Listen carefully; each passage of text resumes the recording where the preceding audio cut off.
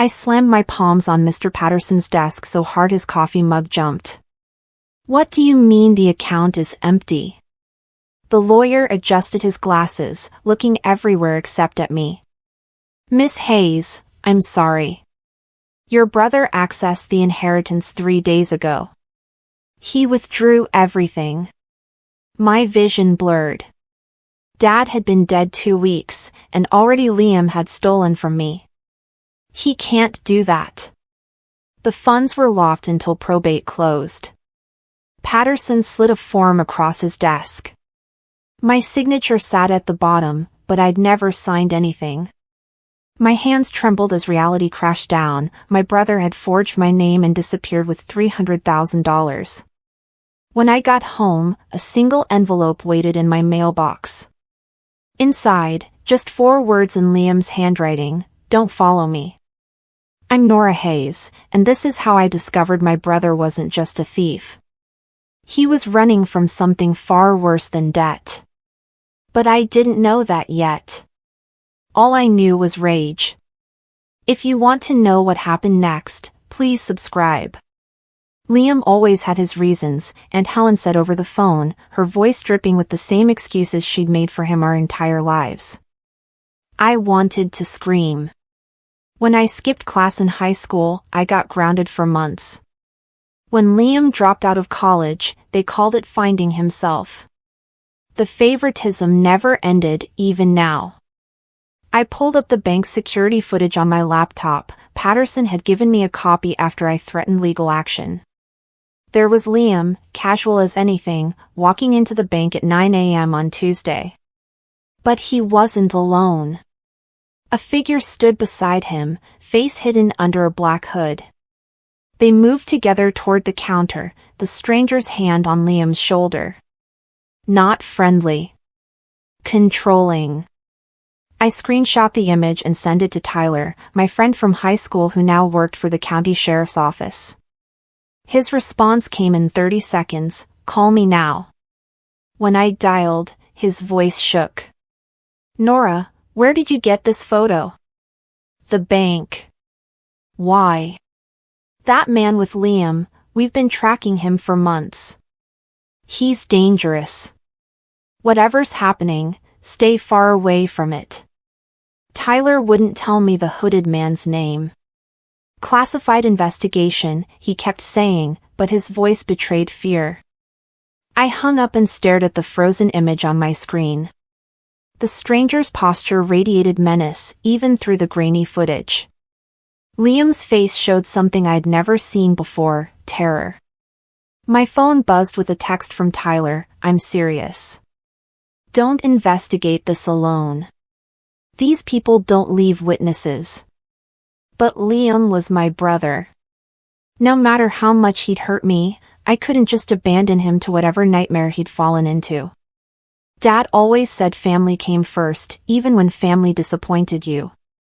I grabbed my keys and drove to Liam's rental house across town. The landlord had called me yesterday, asking about unpaid rent. Liam had cleared out without notice, leaving 2 months owed. The house sat dark and empty when I arrived. I used the spare key Liam had given me years ago, back when we still trusted each other. Inside, everything was gone. Furniture, clothes, dishes, all vanished like he'd never lived there. Except for one room. The back bedroom was chaos. Papers covered every surface, shredded into confetti. A massive map of Redwood County hung on the wall, dotted with red pushpins forming a pattern I couldn't understand. I knelt among the paper scraps, trying to piece together fragments. Most were financial statements, but the account numbers were torn away. A few showed Dad's company name, Hayes Contracting, along with dates from years ago. The closet door stood open. Inside, pushed against the back wall, I found a shoebox wrapped in duct tape. Something rattled inside when I shook it. I ripped the tape away and lifted the lid. A single key lay inside, brass and old-fashioned, the kind that opened antique locks. Someone had scratched 2 letters into the metal, NH. My initials. Liam had left this for me specifically. But to open what? I searched the rest of the house, checking every drawer and cabinet. Nothing. Then I returned to the bedroom and studied the map more carefully. Most pins clustered around town, but one sat alone in the northern county, circled 3 times in black marker. An address was written beside it, 4782, Woodland Creek Road. I'd never heard of it, but Liam clearly thought it mattered. The metal box was under Liam's bed, hidden beneath a loose floorboard. The brass key fit perfectly. Inside lay a leather journal, its pages filled with Liam's cramped handwriting. I sat on the dusty floor and started reading. March 3rd, someone's been watching the house. Same car, different plates each day. They think I don't notice. March 10th, found the connection. Dad wasn't who we thought. The business deals, the late nights, all of it, lies covering something bigger. March 15th, I can't tell Nora. If they know she knows, they'll come for her too. Better she hates me than ends up dead. My hands shook.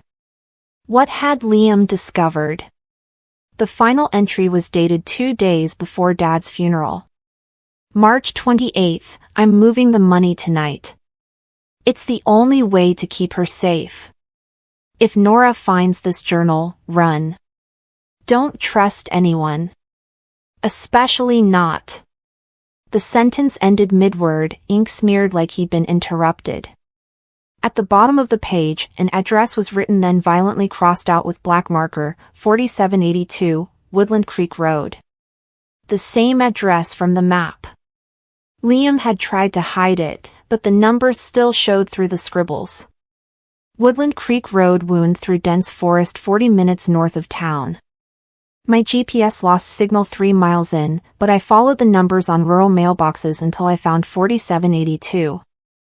The cabin sat back from the road, surrounded by pine trees and overgrown grass. It looked abandoned, shutters hanging crooked, porchwood rotting, no vehicles in sight. But the property records I'd pulled that morning showed Liam had bought it 8 months ago, paying cash. He'd never mentioned owning property. I parked and approached carefully. The silence felt wrong, too complete. Even the birds seemed to avoid this place. As I stepped onto the porch, a motion sensor light blazed on, blinding me. I froze. According to the utility company, this property had no active electric service. I'd called to check. Yet the light burned bright and steady. Someone had power here. Someone had been here recently. The front door was unlocked. I pushed it open, my heart hammering against my ribs. Liam?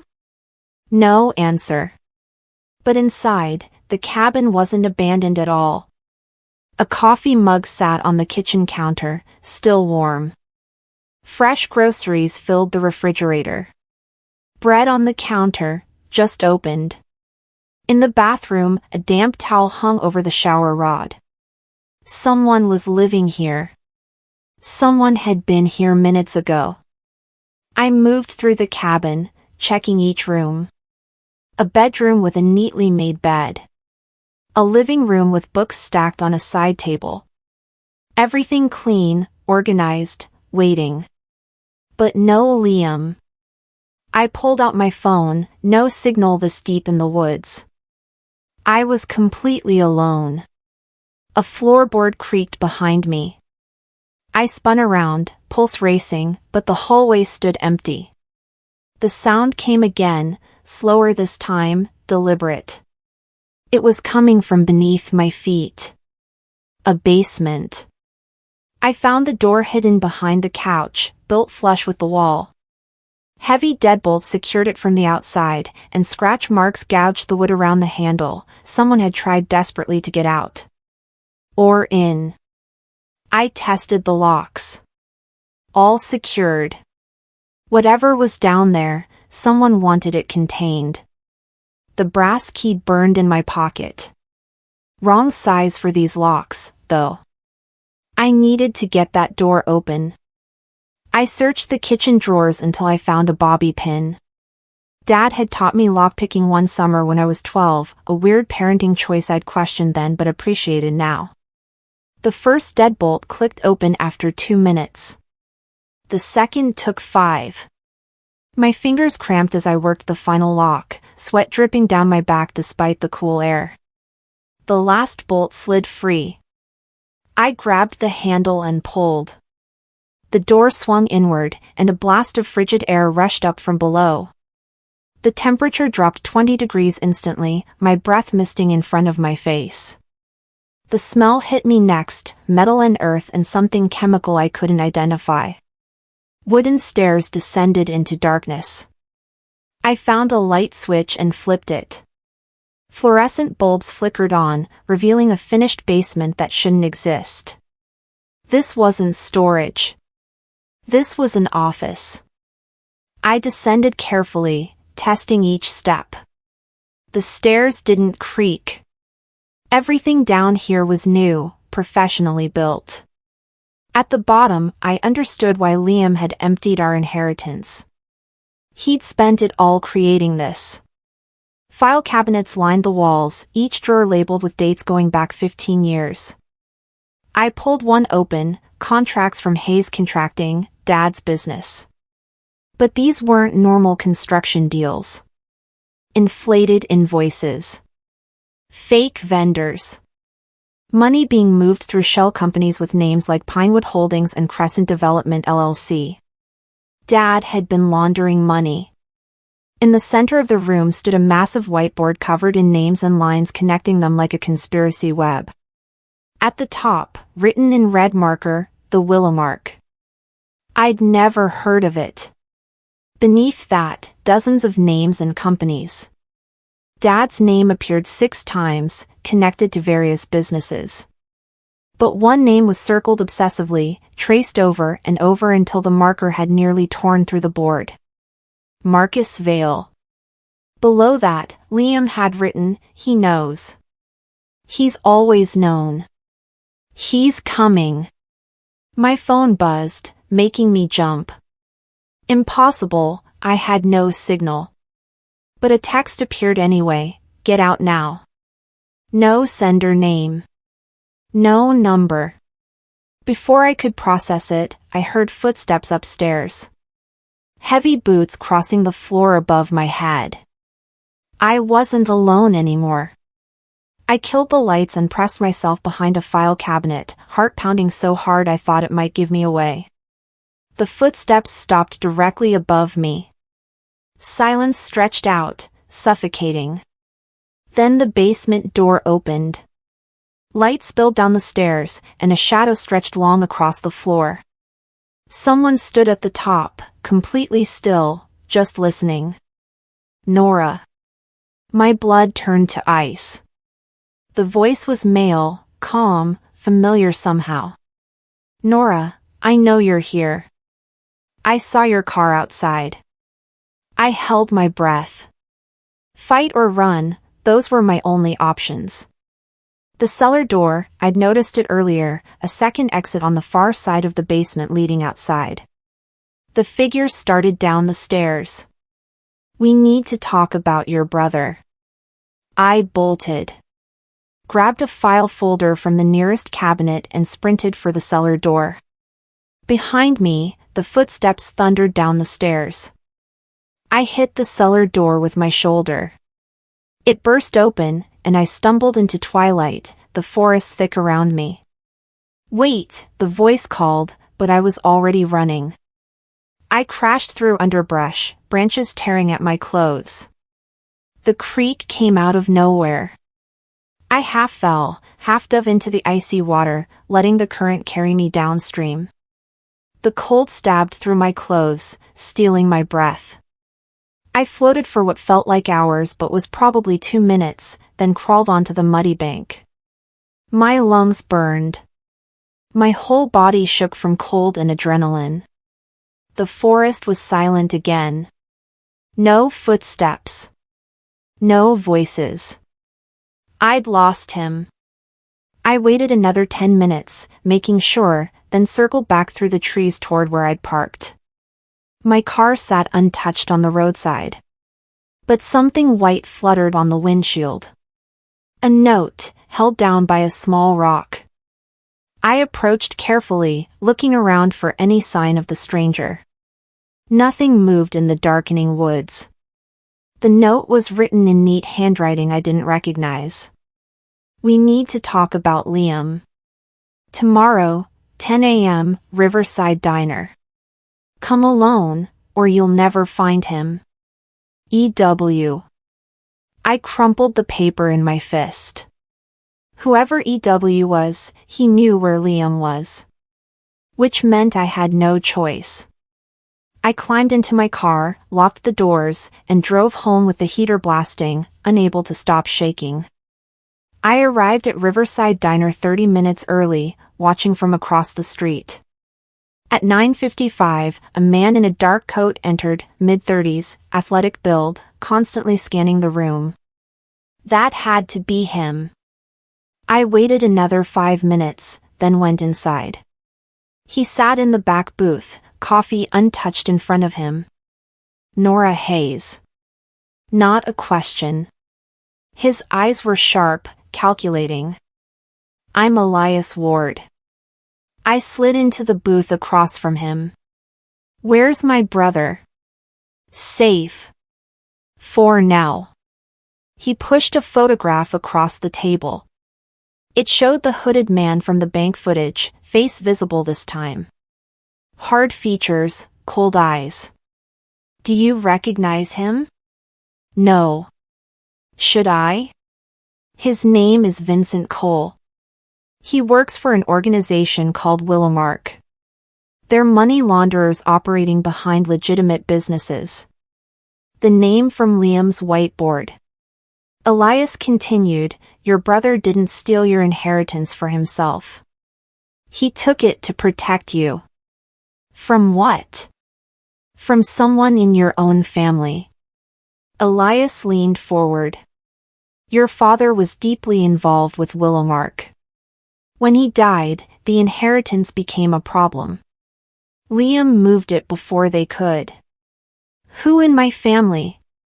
But Elias just shook his head. Not yet. First, you need to understand what your father was really doing. Elias took me back to the cabin. I didn't trust him, but I needed answers more than I needed safety. In the basement, he knew exactly where to look. He reached under the whiteboard and peeled away a piece of tape I'd missed. A USB drive fell into his palm. Liam left this for you. He knew you'd come here eventually. I plugged it into my laptop. The drive contained audio files, dozens of them, all dated from the month before Dad died. I clicked the first one. Dad's voice filled the room, angry and defensive. Told you, I'm out. I did what you asked, but I'm done. A second voice, cold and measured, you don't get to be done, Hayes. You're in this until we say otherwise. Then Nora inherits a target on her back. Is that what you want? Nora won't be a problem if she doesn't know anything. And if she finds out? Dad's voice cracked. If she learns the truth, she'll be next. Silence. Then the cold voice again, then make sure she doesn't learn the truth. The recording ended. I sat frozen, my father's final words echoing, she'll be next. Keep listening, Elias said quietly. It gets worse. The USB contained 47 audio recordings and 233 photographs. I spent 3 hours going through them while Elias made coffee upstairs. The photos showed my father in meetings I'd never known about. Sitting across from men in expensive suits at restaurants I couldn't afford. Shaking hands with Marcus Vale himself in what looked like a warehouse. Marcus Vale, I learned from Elias, was infamous in federal circles. The FBI had been chasing him for 12 years, but he always stayed one step ahead. He laundered money through inheritance transfers, using grieving families to move millions without suspicion. Your father wasn't a bad man, Elias said when I finally came upstairs. He got pulled in slowly. A favor here, a blind eye there. By the time he realized what Willimark really was, they owned him. So he just let them use him? He tried to get out. That's what got him killed. I spun around. What? Elias met my eyes. Your father's heart attack wasn't natural. Willimark has people who specialize in making murders look like medical events. When your dad threatened to expose them, they eliminated the problem. My legs went weak. I sat down hard on the couch. You're saying they murdered my father. I'm saying your father died because he tried to protect you. The inheritance isn't what you think, Elias explained. Those $300,000 weren't just money. They were evidence. He pulled out his phone and showed me bank records. See these account numbers? They're part of a tracking system. Every dollar your father moved for Willimark got coded. The inheritance accounts contained a master cipher key, the ability to trace every transaction Willimark ever made. Then why put it in my name? Because you weren't supposed to know. Your father hid the key where Willimark couldn't touch it, an illegal inheritance protected by probate law. But Liam figured it out. So Liam took the money to keep me safe. He took it to keep you from becoming a target. Whoever controls that cipher key controls evidence that could destroy Willimark. They've killed for less. My phone rang, making us both jump. Unknown number. I answered. Hello? Static, then Liam's voice, barely a whisper, Nora, you're not safe at the cabin. They found me. Liam! Where are you? A loud crash echoed through the phone. Shouting in the background. Then silence. Liam! The call ended. I tried calling back, but the number was disconnected. Elias was already moving. We need to go. Now. We found Liam's car 2 hours later, abandoned behind an old textile factory on the edge of town. The driver's door hung open, keys still in the ignition. My childhood bracelet lay on the passenger seat, the silver one with my name engraved on it. Liam had kept it for me after I lost the clasp years ago, promising to fix it someday. He'd left it here deliberately. A message. He's inside, I said. He wants us to know he's inside. Elias checked the factory's security cameras, old analog system that recorded to VHS tapes. He popped out yesterday's tape and fast-forwarded through it on a dusty TV in the guard shack. 11:47 p.m., Liam's car pulled into the lot. 11:52 p.m., Liam entered through the south door, alone. We watched for 10 minutes. Liam never came out. There has to be another exit, Elias said. We searched for an hour, circling the building. Every door was locked from the inside. Every window was intact. The factory had been abandoned for 5 years, no reason for anyone to be here. Except Liam had walked in and vanished. Basement, I said suddenly. The cabin had a hidden basement. What if this place does too? Elias nodded slowly. Only one way to find out. We broke in through a loading dock door. Inside, the factory was a maze of rusted machinery and collapsed ceiling tiles. Our flashlights cut through darkness thick with dust. I found it by accident, tripping over a bolt that stuck up half an inch from the floor. Except it wasn't a bolt. It was a latch. Elias helped me clear away debris, revealing a trapdoor built into the concrete. Heavy and metal, with a keypad lock. Professional installation, Elias muttered. This is recent. I tried the keypad. Locked. Now what? Elias pulled out a small device from his jacket.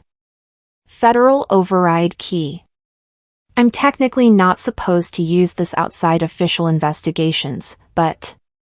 He shrugged and plugged it into the keypad. The lock clicked open. We lifted the trapdoor together. A ladder descended into darkness, the air below smelling of earth and electricity. Active power, someone maintained this place. Ladies first? Elias offered. I went down. The tunnel at the bottom was concrete, lit by LED strips along the ceiling. It stretched 50 yards before ending at a steel door with a card reader. This wasn't a basement. This was a compound. Behind that door, I was certain we'd find Liam. Elias's federal override worked on this lock too. The steel door opened into a corridor with multiple rooms branching off, offices, storage, what looked like living quarters. Willamark operated from underground. Literally. We moved room by room. Most were empty or filled with file cabinets. One contained computers still running, screens showing financial data scrolling past. Then I saw the photo. It was tacked to a corkboard in what appeared to be a planning room. A surveillance shot of me leaving my apartment last week, coffee in hand, completely unaware I was being watched. Someone had drawn a red target symbol over my face. Below it, handwritten notes, secondary asset. Eliminate if necessary. My stomach turned. They were going to kill me. They still might, Elias said grimly. Keep moving. We found Liam in the last room at the end of the corridor. A containment cell, basically. Reinforced door with a small window. I pressed my face against the glass. Liam sat on a cot inside, bruised and exhausted but alive. When he saw me, his eyes went wide with horror. No, he said, his voice muffled through the door. Nora, no. You need to leave. Now.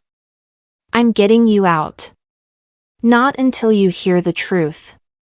Before I could argue, footsteps echoed down the corridor behind us. Multiple people, moving fast.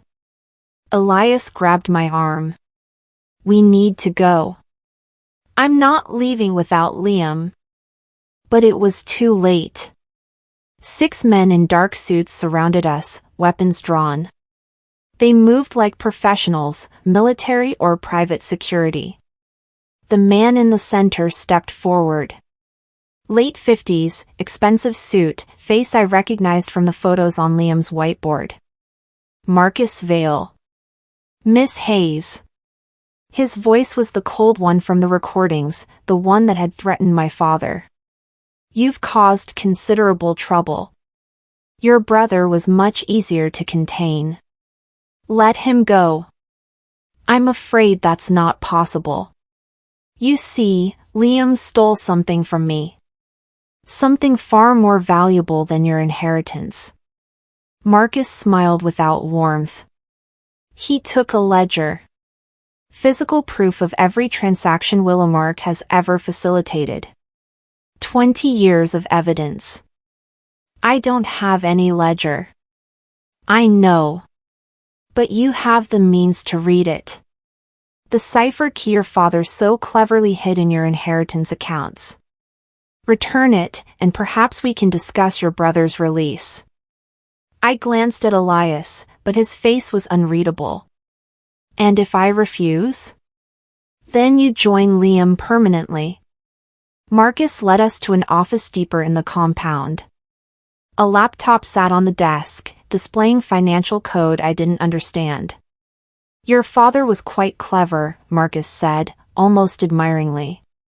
He knew we'd never let him walk away. So he created insurance, a ledger documenting everything, encrypted with a cipher key that could only be unlocked by his daughter's inheritance accounts. I don't have a daughter, I said. Not you. The account itself.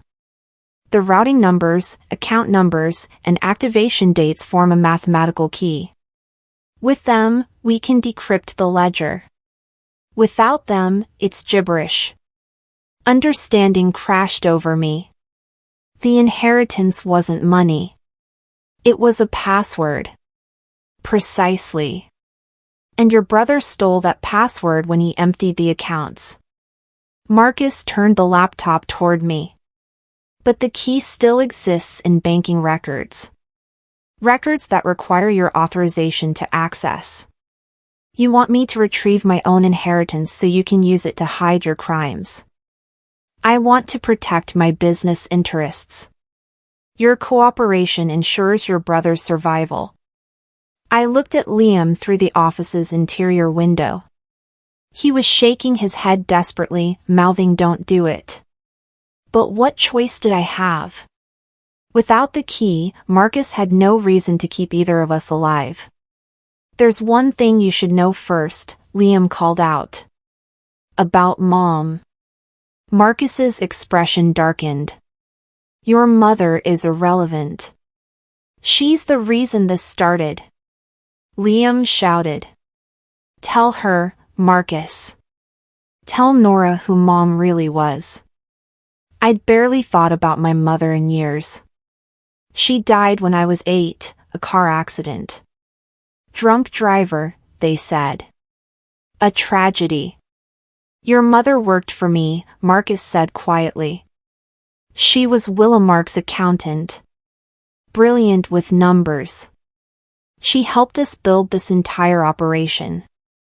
The room tilted. "No. Mom worked at a real estate office. As a cover. For 3 years, your mother managed every financial transaction Willamark made."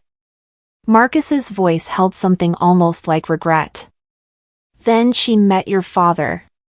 Fell in love. Wanted out of the life. So you killed her. We offered alternatives. She refused. She was going to the FBI." Marcus spread his hands. "The car accident was unfortunate but necessary." Rage burned through me.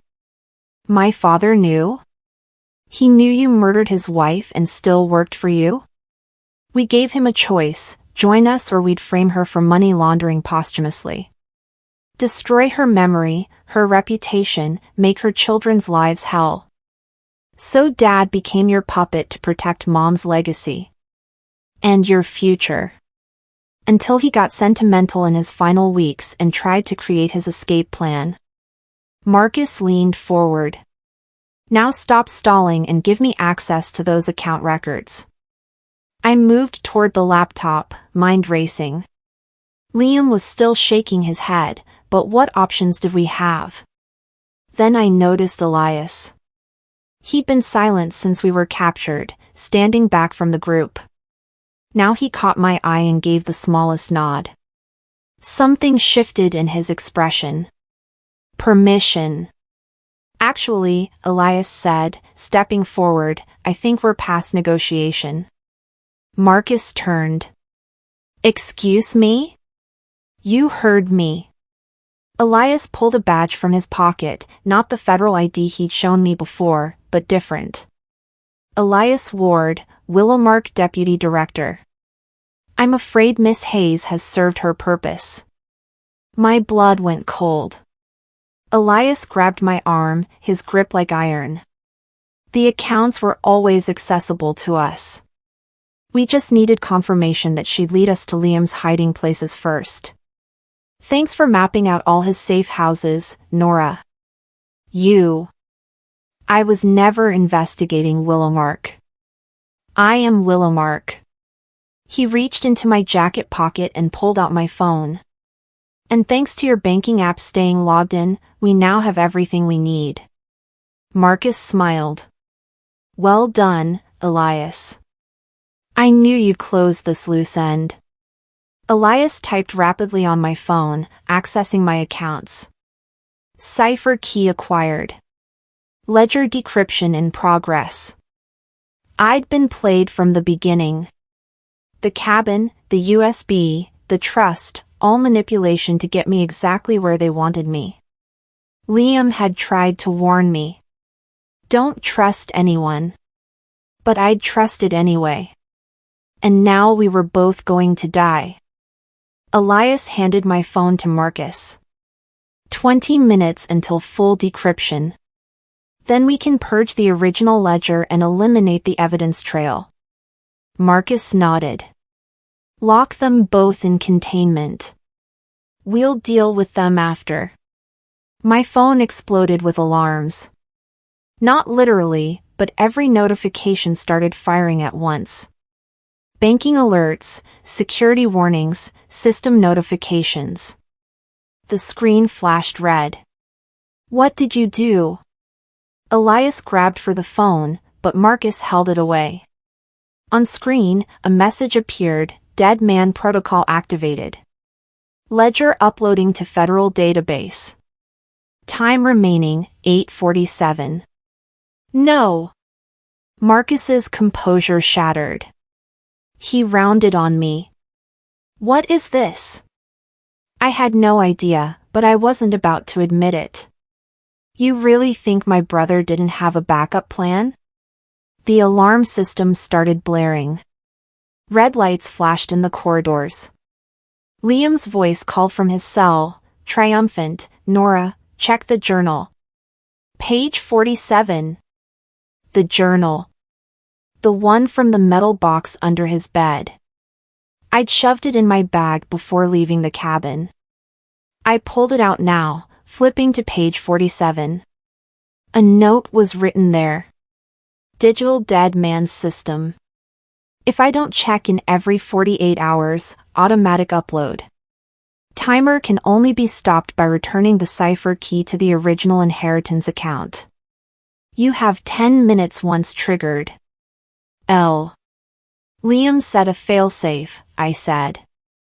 Return the key, or everything goes to the FBI. Marcus's face went purple with rage. Chaos erupted. Marcus screamed orders at his men. Elias tried desperately to stop the upload on my phone, but the protocol was encrypted beyond his access. The timer counted down, 7:23. 7:22, 7:21. Return the key! Marcus shouted. Now! Let us go first, I demanded. Return the key or everyone dies. We have explosives set throughout this compound. If that ledger uploads, I'll bury all the evidence, including you. He meant it. I could see the desperation in his eyes. Nora, do it! Liam called. Save yourself! But I hesitated. If I returned the key, Marcus could still kill us. If I didn't, we'd all die in an explosion. 5:43, 5:42. 5:41. There's another way, I said slowly. Liam triggers the upload manually. I return the key. But only after you release us both and we're safely away. No deal. Marcus pulled a gun. Return it now, or I shoot your brother. The weapon aimed at Liam's cell window. I looked at my brother. He smiled sadly. It's okay, Nora. Some things are worth it. Let the ledger upload. End this. No. Let it upload. Make them pay for what they did to Mom. To Dad. 3:17, 3:16. 3:15. My finger hovered over the banking app. One transfer, and I could stop this. Save Liam. But let Willamark escape. Or I could do nothing. Let justice happen. And lose my brother forever. I made my choice. I closed the banking app. No! Marcus lunged for my phone, but Elias grabbed him back. Even he didn't want to die in an explosion. 2:01, 2 o'clock. 1:59. You idiot! Marcus screamed. You've killed us all. But I was watching Elias. His panic looked wrong, too performed, too calculated. And I remembered something. The journal entry Liam wrote, if Nora finds this, run. Don't trust anyone. Especially not. Especially not who? 1:15, 1:14. Elias isn't Willimark, I said suddenly. He's actually FBI. That's why he helped me find everything. He was gathering evidence all along. Elias met my eyes. The briefest hint of a smile. Marcus realized at the same moment. You. FBI agents flooded the compound. Real ones this time, with raid jackets and weapons drawn. Elias dropped his act, pulling out his actual badge and gun. Marcus Vale, you're under arrest. The timer hit 0. But nothing exploded. The ledger uploaded completely, not to destroy evidence, but to preserve it. Every transaction, every crime, everything Willimark had done for 20 years, now in federal hands. Liam had won. 2 hours later, I visited Liam in the medical wing where they'd taken him for treatment. He looked terrible but alive. The inheritance, I asked. Where is it really? He smiled weakly. Offshore account. Untouched. I only moved it so they'd think it was gone. You'll get every penny back. I should have been relieved. But I was thinking about something else, that metal box under his bed. When I returned to his house later that night, I found one more thing he'd hidden. A letter addressed to me in Dad's handwriting. Nora, if you're reading this, you know the truth about your mother and me. But your family's secrets did not start with me. Ask your grandfather about the Willimark founding members. Ask him why our family name appears in their original charter from 1952. Some legacies run deeper than you imagine. Dad. My grandfather. Still alive, living in a nursing home upstate. I'd always thought we were victims of Willimark. What if we were actually founders? The story wasn't over. It had only just begun.